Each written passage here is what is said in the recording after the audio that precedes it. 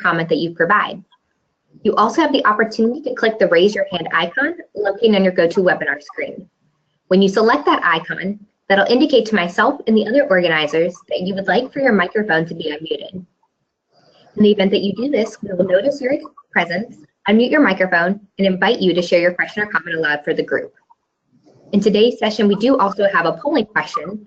So if you are in a room with multiple people, we do ask that at least one person is close to the computer so that they can respond to this poll when the question comes about. Otherwise, we do hope that you enjoyed today's session. We're looking forward to talking with you. As we start today's session, I do want to introduce myself that I am Stephanie King, and I'm the Assistant Director for Knowledge Communities and Civic Learning and Democratic Engagement Initiatives with the NASPA office. And one thing that I'm really excited about talking with you all today is a little bit about the comparison between working on a campus or working in the field in different spaces, and kind of the perks and how you might go about developing the skills you need to do this type of work. I'm going to turn it over to my colleague Beth to introduce herself. Hello everyone, Beth Conrad. I'm from the University at Albany in a brand new office, the Center for Leadership and Service. Just launched it in January, so we're still developing some programs. I'm happy to work with Greg and Stephanie on this, and I'm just pleased to participate in the NASPA LEAD initiative so that we can help students become better citizens.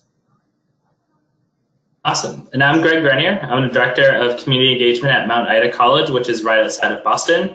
Something I'm really excited to talk about is the weird career path that you can have to get into this type of role.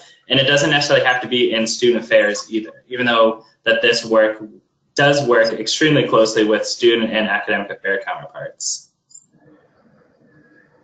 Thank you, Greg and Beth, and we're excited to dive further into this conversation together. As we get started, we did mention that there would be a polling question. So we'd like to ask for the group at the outset of this presentation, did you have an interest in a career related to civic learning and democratic engagement? If you could, please select the answer that best relates to you on your GoToWebinar screen.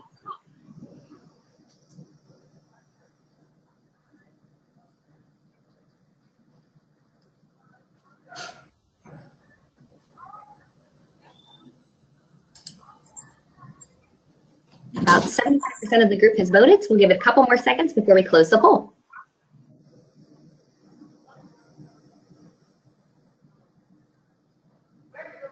Even more exciting is that all of you, or most of you, selected yes as your answer to today's polling question, and about 11% are on the maybe line. So maybe after today's presentation, we'll move a little bit more of these folks from maybes to yeses. But thank you for indulging us to know where folks are at in today's conversation.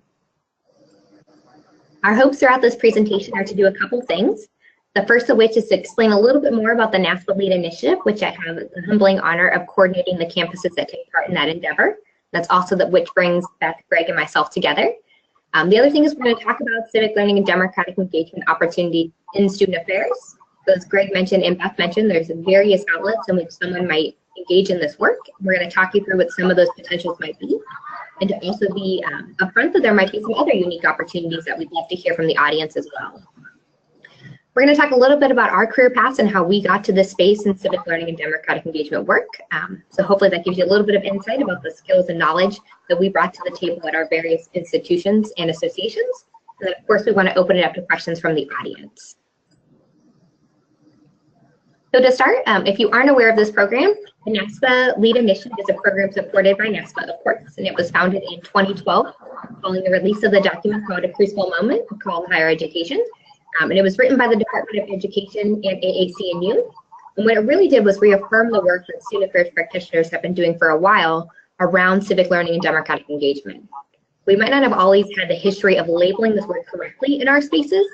Some might relate to it more as service learning courses or volunteerism, oftentimes related to philanthropy or experiential learning opportunities. There's a lot more to it. And this document helped to provide a framing space for NASPA to say, student affairs educators are doing a lot in this area. How do we cultivate an environment to bring institutions together to share best practices or to further research within this space that's not always from an academic lens? And so this is a space for co-curricular endeavors and also our faculty counterparts to come together within NASPA to better this work or to further this work and conversation on campus. The initiative itself has been around for 5 years, as I mentioned, and it encompasses 84 campuses at this time.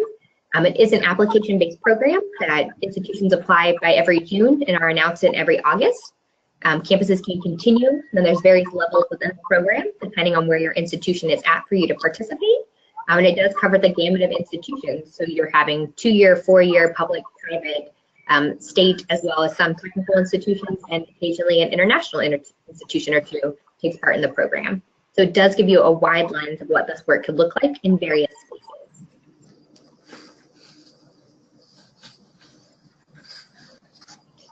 And then moving right along a little bit, we're going to talk about what does it mean to be a civic learning and democratic engagement student affairs professional.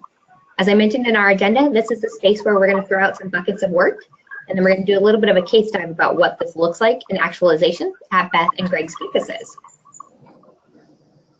So the first of which is that we use the term civic learning and democratic engagement, and when we say that, we mean promoting the education of students for engaged citizenship through democratic participation in their communities, respect and appreciation of diversity, applied learning, and social responsibility.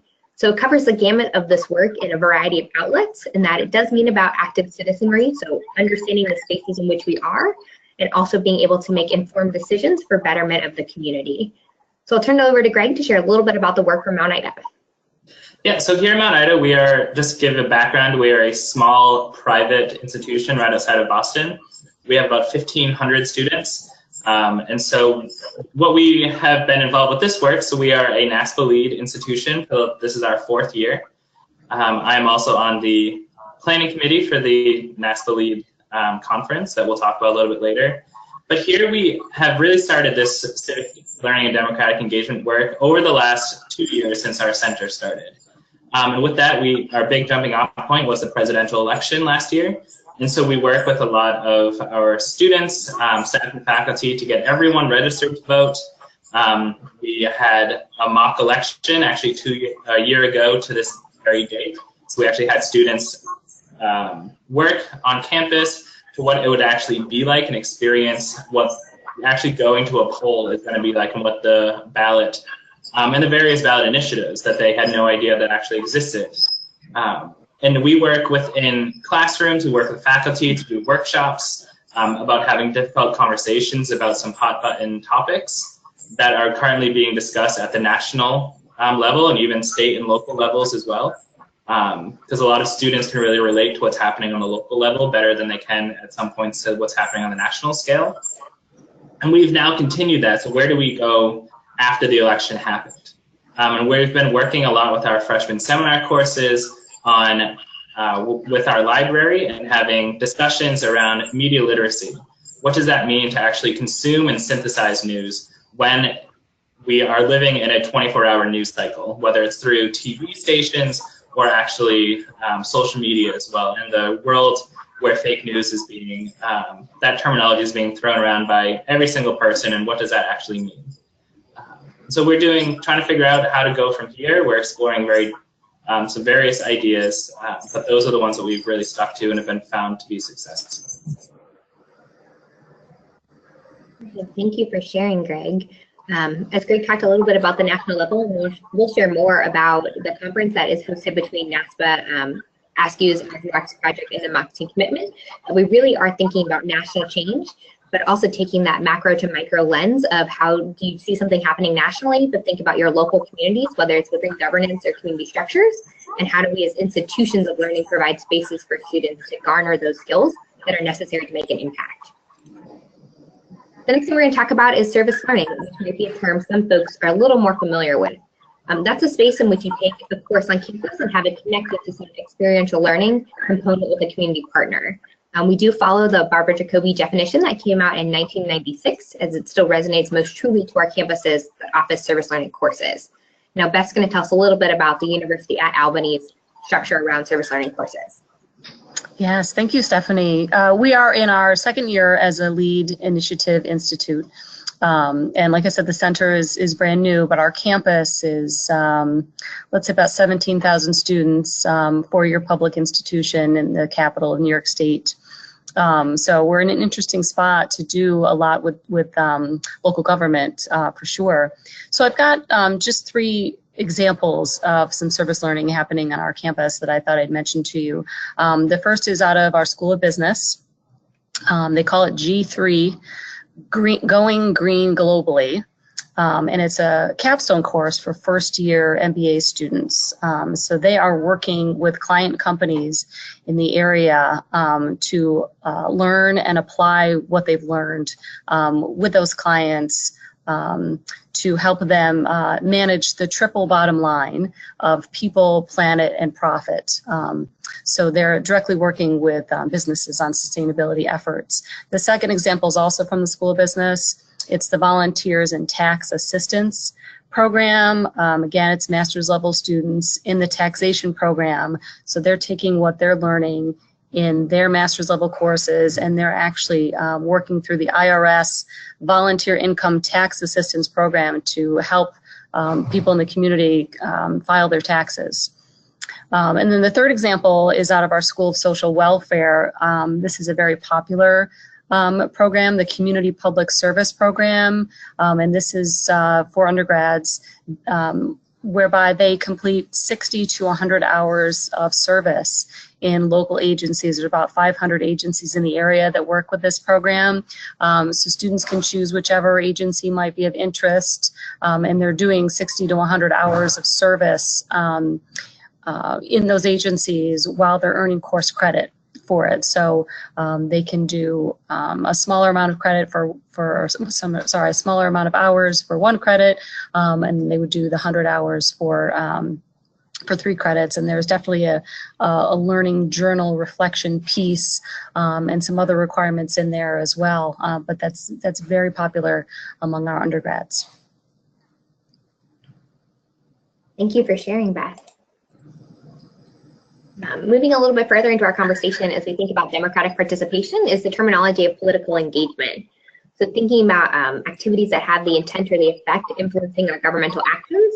So it might be things related to voter education, voter registration, turnout, access to polling locations, and so forth, but also pieces that Greg slightly mentioned earlier about mock trials, understanding debates, and understanding the voter education or understanding the electoral system. I'm going to allow Greg to share a little bit more about the work that Mount Ida is doing within this space.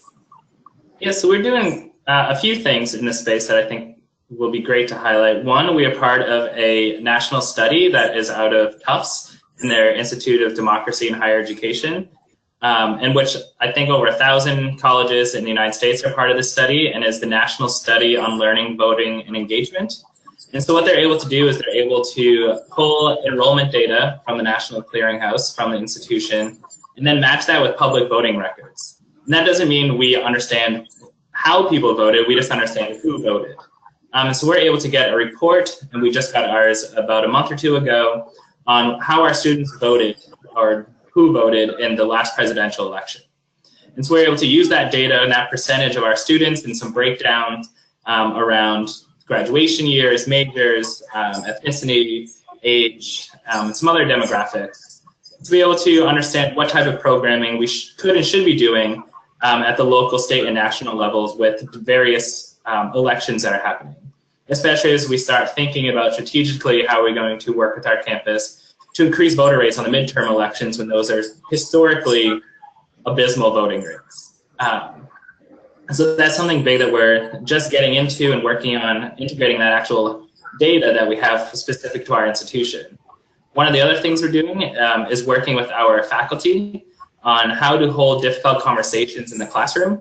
And one of these things we're actually working on called a teach-in, similar to what has been historically in the civil rights movement, a sit-in, that we will actually be picking a topic and having faculty opt in to teach about that topic through the lens of their course over a week. So we are potentially going to have 40% of our classes talking about one topic through 50 different disciplines over the course of a week, and then be able to have training for faculty beforehand on how to have difficult conversations in the classroom, then have follow-up information and forums for everyone to come together and discuss their experiences. And then the third thing that we're doing is we are working with our students on actually how to engage in advocacy work. So out of our center, we really work with students in 3 realms. One is direct service, so just going out, volunteering at a local food pantry, food bank, providing some hours there. The second one is education about a social issue. so they can bring in a speaker about a social issue from one of our community partners. But the last thing is we're really working with students on is advocacy. So how can they look at what's happening, whether local, state, national, international policies that address a social issue that they care about, and how do they get themselves and other students prepared to advocate on behalf of what they believe that those policies should state. So whether that could be taking, writing letters to state, local, national representatives, could be going to lobby days as part of another advocacy organization. We work with the American Cancer Society, and each year in March, they have a lobby day at the Massachusetts State House, and they lobby for various bills that will help the cancer research. So we're able to connect students on how to actually engage on and off campus for policies that they believe in. Perfect. Thank you for sharing, Greg. Some other things that I'd mentioned just from NASPA's perspective of political engagement that folks can consider getting involved in. In July of this upcoming year in 2018, we will be hosting our first NASPA on the Hill Days. So as Greg mentioned, thinking about lobbying and how you might engage, if that seems intimidating or exciting for you, there's going to be a new platform that will be offering educational workshops that folks can learn how to lobby exactly, and then taking you down to the Capitol in DC to say, these are the issues I'm passionate about, and how do I express my opinion in the most eloquent way, and make sure that it's articulated and coming across in the way that's going to impact the bills that are at stake at that time. The other things that we do partner with is the voter-friendly campus designation. So there's 83 campuses that have enrolled in that program. It also plays off of the NSOLVE study, which Greg earlier mentioned, which helps us to think about how folks are actually doing this work of voter education and turnout and registration. So we understand that there are various programs and services happening at all campus types, but what's going to work best for your institution, regardless if it's region, if you're city, if you're an urban campus, rural campus, etc. We want to make sure that we're creating resources that help you to pick up a toolkit to understand how to implement those types of services for your students. And as Greg mentioned, that study does have over 1,000 campuses in it. It's free for institutions to participate, and it doesn't have a partisan lens on it. So it's really telling you the demographics of your student body and who's engaging, which is a unique space if your institution is a part of it. You can certainly look up who's receiving that data and what that might mean for you if you're doing voter education programming.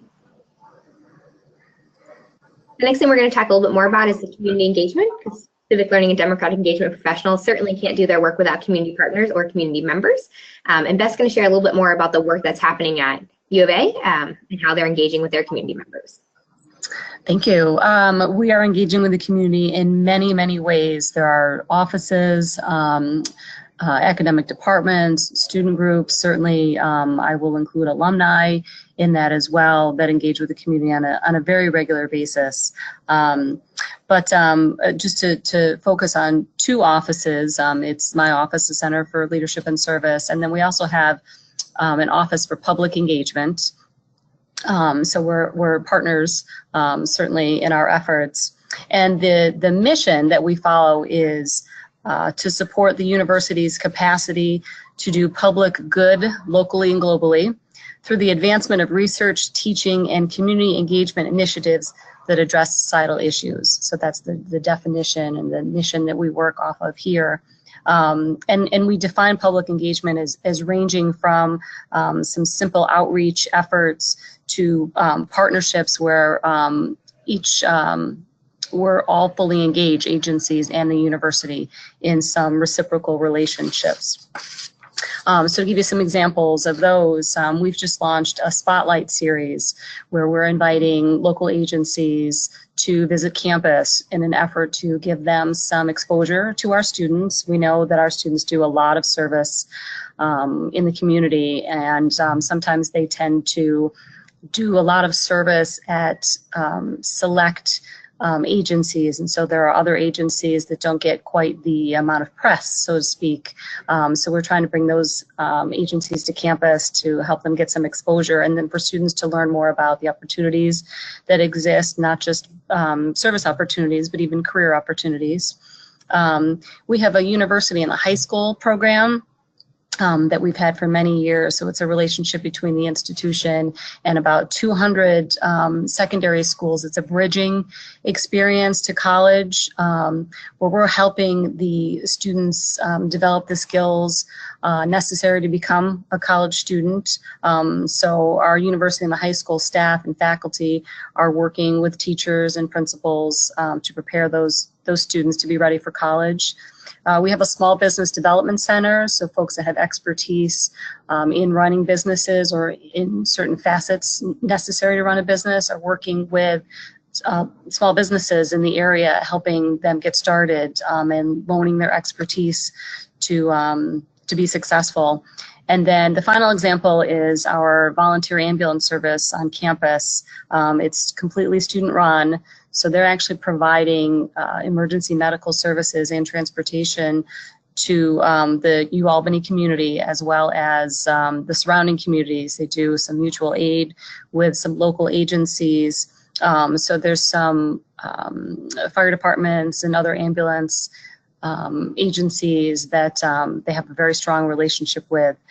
So they're very well known in the community and well respected, and certainly a great opportunity for students to get that experience and connect to their community. Perfect, thank you for sharing.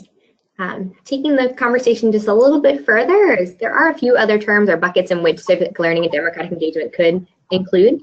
Some of those that we would like to highlight before we move further in our presentation is this idea of community service and volunteerism. So knowing that those could fall under the bucket of community engagement, there's just a brief distinction in that there isn't always the reciprocal relationship, and that the community partner and the institution or the individual engage in a long-term relationship.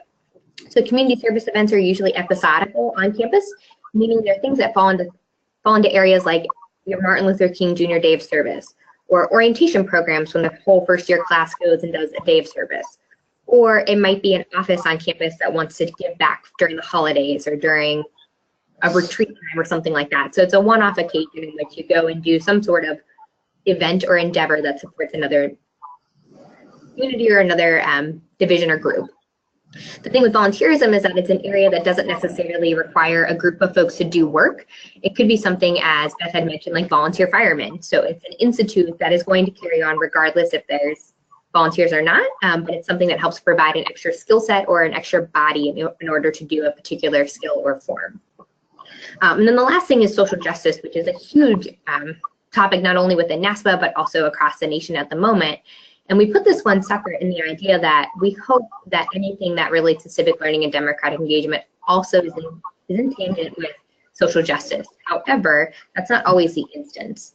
When we think of social justice, we're thinking of this idea of full and equal participation of all groups in a society that is mutually shaped to meet their needs. We know based on our democratic processes that that's not always the case. And so we strive for this idea of equality and full participation, which will lead us to social justice. So if you could think of it like a funnel, civic learning and democratic engagement work leads towards social justice efforts and vice versa. Then that one day, hopefully, all civic learning and democratic engagement endeavors will come at it from a social justice lens. The next things we're going to talk about now is just to share a little bit more about, well, what shapes this type of work on campus and how you all might think about your involvement from your positions. So Greg, would you like to share a little bit more about what this might look like? Yeah, so there's, like Stephanie was saying, that NASPA, it comes from the student affairs perspective. And so a lot of these types of offices, especially on the co-curricular side, so outside the classroom, are usually taking place in student affairs. There's a lot of times that these types of offices also work with academic courses and things to do with service learning and overseeing community partnerships. And so this takes place a lot of the times in the student affairs realm, but it also can take place in other ways on campus. So there's a lot of times where if you work just with service learning and academics, you would be housed in academic affairs reporting through the programs. There's also a few opportunities at different campuses like ours here at Mount Ida where we don't report to student or academic affairs. Our office reports directly to the president of the institution, which is a blessing and a curse all at the same time. We get direct line to the president, but we also get a direct line to the president. And so there's a lot of initiatives that come right down to us. And so our office oversees a lot of things here for a small campus. But again, it takes place in a variety of ways, and we still are working with people across campus, no matter what division this work is housed in. You're going to be working with people in student affairs, with people in academic affairs, with people that are outside of those realms, whether it's working with alumni in the development or advancement offices. Something that Beth said that her office does, our office also works with alumni on campus as well. So being able to get exposed to as many people across campus with this type of work, you're definitely going to get to do that. And being able to not just be siloed, because this work requires other divisions and other offices to come together to make sure that we're actually exploring and maintaining mutually beneficial relationships across campus, but also within the community.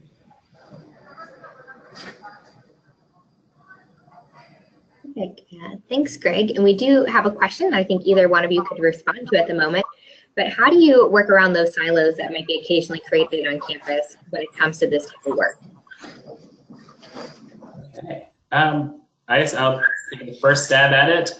There's sometimes where you have to be the one in this type of office, because the best way to do it, there's not saying that people just stay within their silos and get the work done, because that could happen.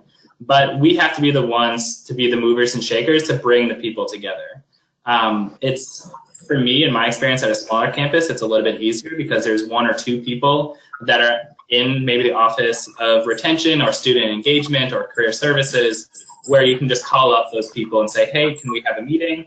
Can we start talking about how this affects both of our areas? If you show the other offices how this work and how what you're going to be doing will benefit them and the students that they're going to be working with, or in terms of career services, I'll use that as an example. Our office actually co-manages the nonprofit partnerships with career services. So we try to create a pipeline from one-time volunteering all the way through full-time employment as much as we can, and that there's a need within those community organizations. So we show them the benefit that can have and help multiply their efforts without necessarily them putting in a lot more effort in themselves.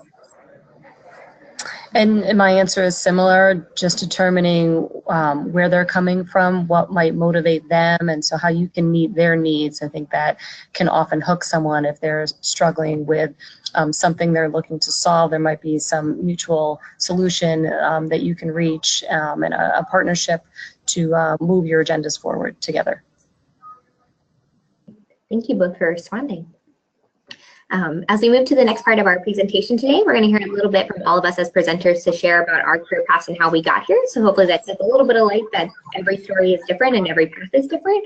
And we hope that you'll take some time to think about if you have any questions for us on how we got here, that would be helpful too. So we're going to start with Beth telling a little bit about her journey to this work. Okay, so as I mentioned before, I'm new to this office, only having started in January, but my formal training is actually in psychology. I earned a bachelor's in psychology, and then my master's is in clinical psychology, which would not be the direct route to this kind of work, certainly. But in working in my interest was working in a college counseling center, and in doing that, I learned that a lot of the issues that students were struggling with were career related. So then I moved into career counseling. And so did that for a number of years, and then was offered an opportunity in the student life office on campus. And that has been 14 years of my 18 years here at UAlbany. And in that role, I was working with student government, student organizations, and serving as a liaison to the service groups on campus, those that had a service mission in their efforts. And I was also at that time assigned to become the faculty advisor for the volunteer ambulance service on campus. And so in later years, the leadership development piece fell into my portfolio, and that's kind of where I am now. So now I'm overseeing an emerging leaders program. I'm overseeing some voter registration efforts. The service spotlight is coming out of this office. And the Omicron Delta Kappa National Leadership Honor Society is in my portfolio as well. And for the first time in the spring, in April, we're planning what we're calling the big event. And then there are some other campuses that use that name as well, but it is slated to be an enormous day of service where we're trying to get students, faculty, and staff and alums out in the community, all serving for one day. So those are a couple of the things that are in my purview right now. But you know, as we grow, we will tweak and things will evolve. So we're kind of still getting the office up and running. Thank you for sharing, Beth. Sure. Now we're going to hear a little bit from Greg. All right, awesome. So I started in this work when I was an undergraduate student at Bentley University, which is also right outside of Boston, and it's a undergraduate business school. So I bring the business world to the community engagement world. And I was able to work with the Bentley Service Learning Center, which is one of the oldest service learning centers in the country. And that was headed up by Dr. Edward Zlakowski, who is a big author and person in this, especially in the service learning work. So I was able to get mentored by him, and I then went and got my master's in higher education afterwards. And I actually didn't go into higher ed right at first. I went into the nonprofit world and worked for a few years at the American Cancer Society, working with the Relay for Life efforts, doing community organizing, fundraising, volunteer management. And then after that, I wanted to get back in and work at the community engagement level from the higher education perspective. So I started here at Mount Ida 3 years ago, and started and got my foot in the door. I originally came in student activities, but this work was just starting to happen in Mount Ida. So even though I didn't start directly in this work in my higher education career, I knew that it was starting here at Mount Ida, and so I was able to get my foot in the door until we were able to establish this center about 1.5 years ago. And so this Center for Community Engagement oversees all curricular and co-curricular service and civic opportunities at Mount Ida. And so I'm the director, and I oversee quite a few different staff members in AmeriCorps Vista, graduate students, work study students, and we also have work at off-campus community partner locations, which is something brand new as of this year. And being able to just continue to work in here and continue to research and try to go to as many conferences as possible, go to as many local meetups about people that are working in this field, connect through professional organizations like NASPA, to really start to make way in this world and try to figure out how to be the best community engagement professional as possible, no matter which division or path that may take. Thank you for sharing, Greg. So I'll tell a little bit about my journey and how I got here. So my undergraduate degree is in biology pre-pharmacology, and that's from Walsh University in Ohio. I actually started working at my undergraduate alma mater when I exited my bachelor's term. I spent some time in student activities, so working in co-curricular evening, weekend programs, university programming boards, student governance, that type of work. When I decided to get my master's, it ended up being in clinical psychology, much like Beth. I was going to stay in higher ed, thought I would try something new. But after doing a little bit of trauma work from clinical psychology, realized that wasn't necessarily my wheelhouse. But I did have a connection with community partnerships and with higher education institutions. So after those stints, I actually went and worked in Pittsburgh, Pennsylvania at a small private women's college at the time. It's now co-ed, but Chatham University. And while there, they're very much centralized within their student affairs division, but being a small private institution, things aren't always as elaborate as they could be, so you wear multiple hats, and that can be taxing or exciting depending on how you look at it. But had a great privilege of working in our Dean of Students office, and then also ended in student activities and residence life. A part of my work was to work with our Pennsylvania Center for Women in Politics, and to think about how student affairs has a role in engaging students in not only the electoral process, but beyond that. So from a student affairs lens, we did things like emerging leader programs, Relay for Life organization, had a yearly event on campus. We also did work with our MLK Day of Service, first year orientations, the first year course. A lot of a variety of things happened within that small private institution. And from the city of Pittsburgh, it's a great higher education hub in that it has about 10 higher education institutions within a mile. And so you definitely have to lean on your community partners in order to do such great work, because you're so close to one another that boundaries aren't necessarily a thing. To make sure that the community itself was a part of those conversations is really important.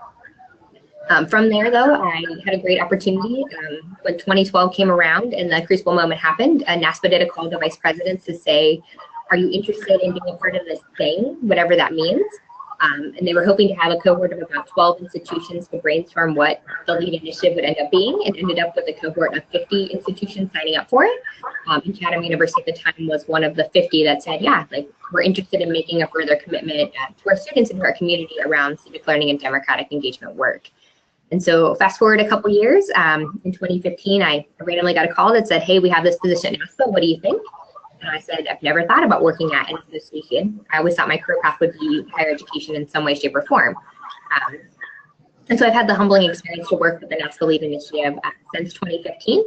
And it's been a privilege to think about how association management is a little different than campus experience. But you're working at this work from civic learning and democratic engagement from a 30,000-foot view to say there's so many higher education institutions, and we're all looking at better active citizenry amongst our students. But how do we create a common language or a common space that folks can learn and grow with one another, but also think about the individual needs of your communities and then us as a national scale? I think a lot about our work of moving from the I to we concept. So we as a nation need to do a lot of great things in order to thrive, but we also need to develop the skills and knowledge and know-how in order to do so. And as higher education professionals work in civic learning and democratic engagement spaces, you have a fantastic opportunity to think about that development. So I feel very humbled in my role to sit tangentially with higher education institutions about creating the thriving democracy that we want, and what does that mean for every individual versus each institution. That's kind of my spiel about how I'm here and why I do what I do and how I do it. But certainly open to individual conversations if the time were to come, should you be interested. And now that you know a little bit about us, I hope you'll take a couple moments and resonate if you have any questions about how we got here and what we do. Since Beth has had some experience in career counseling and career development, we're going to allow her to share a little bit more about the skills you should be thinking about garnering throughout your college experience and beyond that might help you in this field. Okay, so having worked in career services, I've worked in orientation, I forgot to mention that, and doing counseling, substance abuse counseling and career counseling, and even student activities. I think that a lot of my portfolio is it consists of transferable skills that led me to where I am now. And so the most direct route into this career path is to work in some kind of center at a college campus, Center for Civic Engagement, Center for Service, whatever the title might be. But the idea about transferable skills is that they are skills that you can then adapt to a new scenario. And so we know that employers value things like teamwork and communication, initiative, certainly leadership. But I just looked through some job descriptions and I pulled out some qualifications that I think you can develop in many different scenarios that will be helpful in this field. And so bear with me while I read a few of these. The first is professional training, experience, and passion for working with college students. I think that that's probably a critical skill to have. A demonstrated commitment to civic engagement, equity, and inclusion. Working knowledge of college student development theories. Leading initiatives that foster an inclusive community. Working collaboratively with diverse populations and a broad range of stakeholders.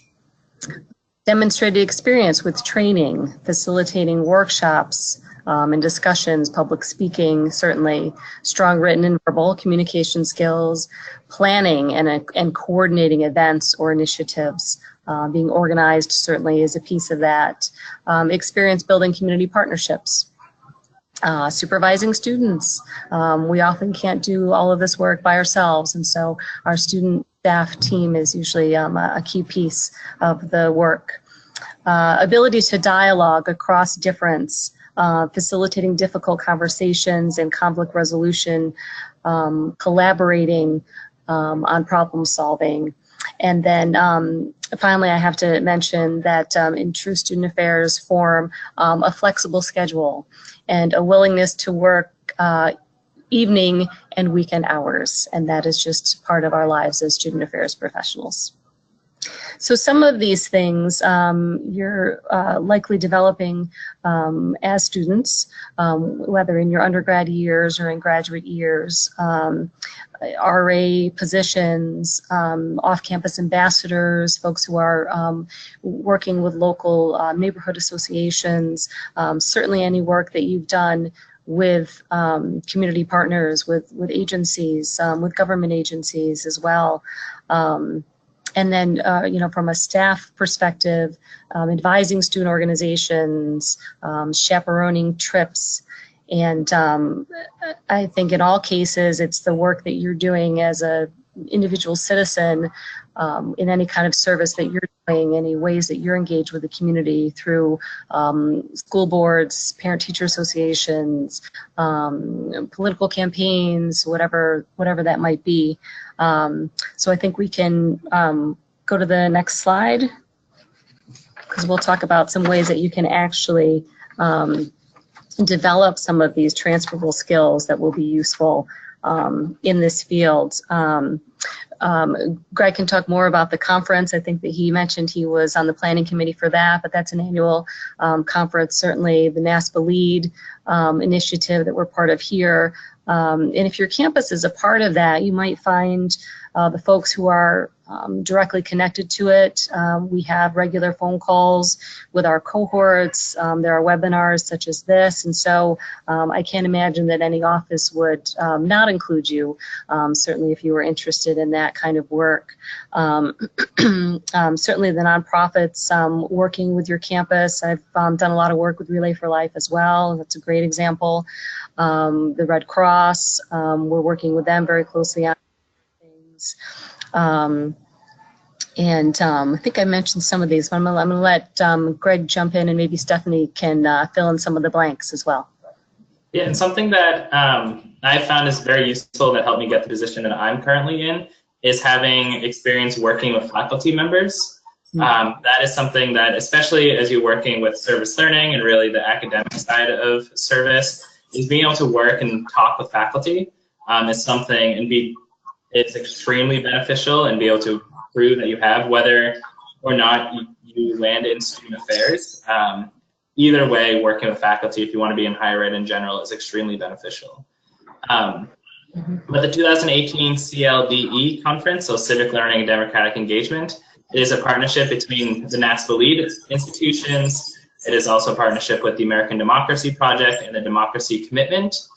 So it's all institutions, different sizes, 2-year, 4-year, public, private, community colleges, all come together on an annual basis and discuss how this work is happening across the country, and then how can we also move it forward. So there is a theory of change that's coming out of these conferences to how do we actually move this field forward, not just necessarily presenting shiny objects from our campus, what we're doing. We do like to have people explain what they're doing and get ideas from each other, but how can we as institutions from across the national stage come together to actually bring this work forward. And so this coming year, it is in Anaheim, California. And so it's a great opportunity to come together, and it's hosted in different parts of the country to bring various institutions together. And that's something that there's always, if people are on here as students, in future years they have student internship positions to help plan the conference. Professionals, it's great to volunteer to even help be on the planning committee, such as what I've been doing this year so far, and so I'm super excited. And the other ways as well is that if people are students right now, they can even take a year of service after graduation, something like AmeriCorps Vista. It is a year of service that is working to build capacity in various nonprofit and education institutions to help alleviate poverty. So we have AmeriCorps Vista at our campus that works with a local Boston Public High School to work on post-secondary success. So that's an opportunity to do after you graduate college for a year, be able to get experience in the field, being able to have a very structured way to get mentor and professional development opportunities to help further yourself in the field. And the other thing that I would say as well is have the opportunity to potentially be an adjunct faculty member. Something that I do each semester is I teach one class. I'm helping our School of Business develop the nonprofit education curriculum. So I teach nonprofit management and nonprofit marketing at the undergraduate level, one class a semester. So just be able to work, and I bring my experience from the nonprofit field before coming to campus, now being able to help expand my professional capacity as well. And the last couple things that I would add is that there is Campus Compact, which is the national organization that is specifically dedicated to civic learning and democratic engagement work in higher education, whereas NASPA is an umbrella organization which touches several pockets that happen at higher education institutions and those entities that are tangential to the higher education field. Campus Compact is specific for that work, and there are various levels of engagement. They also have a national conference. They do some work around credentialing programs, so if you're not sure which master's degree or doctoral program will be next for you, there might be a way to do a credentialing program instead and with that entity. There's also state compacts, so in case you were curious about, well, what's the work of your state legislation or your state bodies, some states do have compacts that are able to gather institutions in that way. The other thing that I would add is it's definitely important to think about you as a person and how you look at this work. And so I think the three of us would echo that you should think about volunteering in your own communities and giving back in ways that most closely resonate with you, even though it's outside the office. But it gives you a personal space to really understand what's happening in your community and how to be a part of change. It also gives you a breather because you're not organizing that change. You can sometimes just show up, which is great. But that way you're able to see on the ground, like, what is the tactical application? And sometimes when you send your students out, what does that look like? What are their specific experiences, and how do you translate that to your work? I don't know if Greg, you were going to add something there for a second, or? Yeah, I was saying just kind of what you were saying as well. When you act as a volunteer, and this is what I say to anyone that is in volunteer management roles, is get that experience as the volunteer. Because when you get into these volunteer management roles, is that you get so far removed from being a volunteer that you may forget what it's like. You may forget what type of communication is needed, training, type of appreciation. That's appreciation recognition is also something that's extremely important when you're working with volunteers and with anyone in general. When you're leading a staff, it feels nice to be appreciated and have the work that you're doing valued, especially when you're volunteering and not getting paid for it. And so figuring out what people's motivations are and really taking that time to be a volunteer yourself. That's something that I always recommend. Thank you. I would also echo the idea of keeping yourself as an informed citizen. So don't only vote in your national elections, vote in your local elections or state elections, and further down the chain, student school boards, municipality elections, city councilor elections. It's just important to be a well-rounded, informed citizen so you can understand where change happens. For volunteering, you might see the trash get picked up, but if you don't vote, you might not know why there's not funding to support more city employees to help clean up your streets. So just think of it as a holistic picture that one action is great, but a complete action of having multiple steps is more helpful in bettering our communities. We did have a hand raise. I'm going to go ahead and unmute the microphone of Katrina. Katrina, are you there? Katrina, did you have a question for us?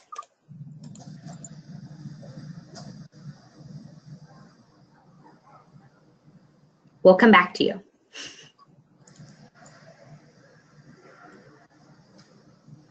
Perfect. Well, we did have another question come up of asking, like, what was your entry point to the field? Of what made you want to work with civic learning and democratic engagement on campus?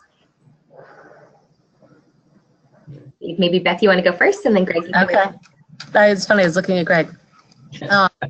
So I come from a family who is very involved in the community, so it's just kind of been a part of my lifestyle where my parents were involved in politics and served on town boards and such.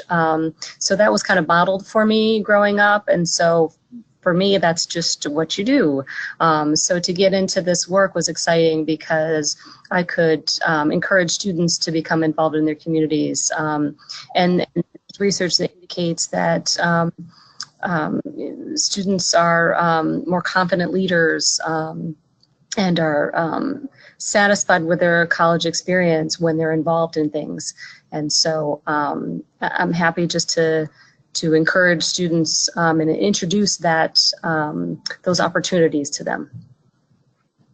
Yeah, similar to Beth, I was always involved in some type of volunteering, whether it's starting in elementary school and working my way up through college and getting really involved in leadership positions within the Service Learning Center at my undergraduate institution.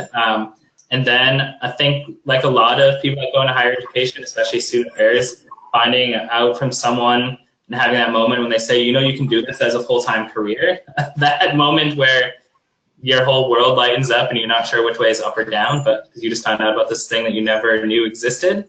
And so just being able to take that leap of faith and go into it and figure out, you may not necessarily get into the exact position that you want to at first, but finding those different ways, whether inside your position or outside, to get the experience and build up that professional capacity for you to be able to get into these types of positions if that's what you want to do.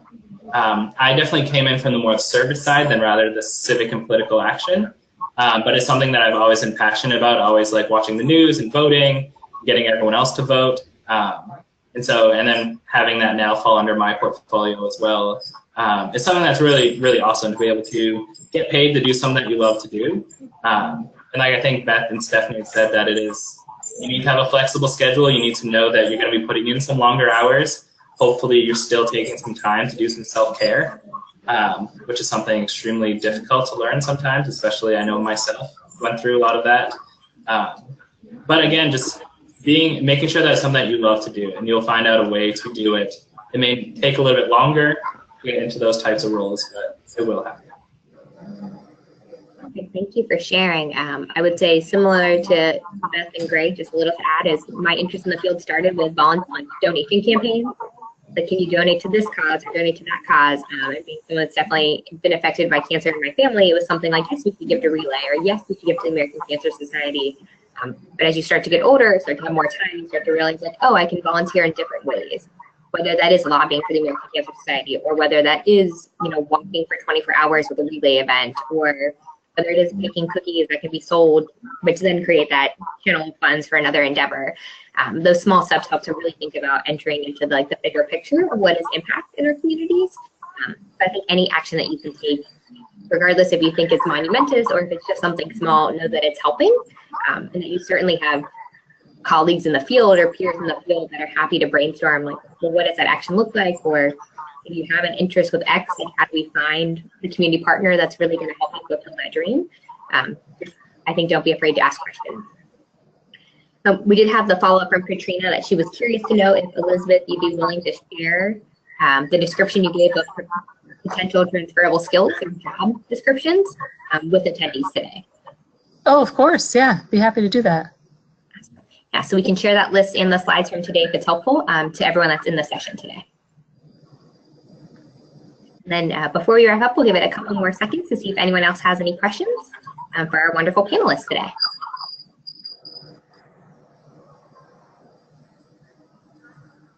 I would also recommend, if you haven't done so yet, to check out the NASPA Lead Initiative website. Both U of A and Mount Ida College have websites directed to their centers, so you can check out the information from both of their campuses. And you can also find those on the NASPA Lead Initiative website. There's a link to each of the campuses that are participating, specifically connected to their centers or their offices that are doing this type of work. That might make it easier for you to dig through all 84 if you're interested.